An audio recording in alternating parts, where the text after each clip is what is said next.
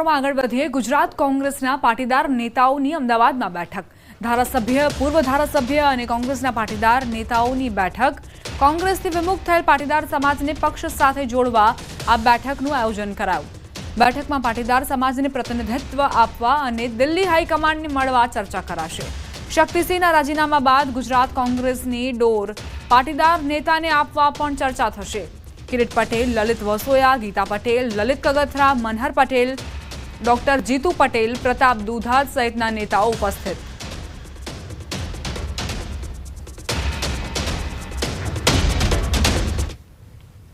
હવે આગળ વાત કરીશું મોતના ખાડાની।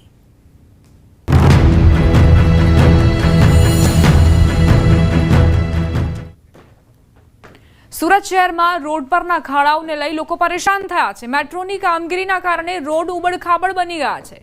બાકી હતું તો ચોમાસું આવતા સ્થિતિ વધુ વિકટ બની।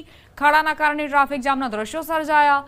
મજૂર ગેટ, સહારા દરવાજા, એપીએમસી માર્કેટ, વરાછા, કતારગામ વિસ્તારમાં ભારે ટ્રાફિક સર્જાઈ છે, જેના ડ્રોનથી લેવાયેલા આકાશી દ્રશ્યો સામે આવ્યા છે।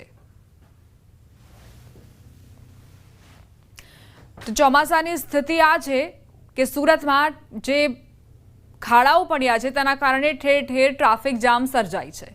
લોકોના સમયનો વેડફાટ થાય છે અને આ દરરોજની સમસ્યા છે, જેનાથી સુરતીઓને ક્યારે મુક્તિ મળશે તે જોવું રહ્યું।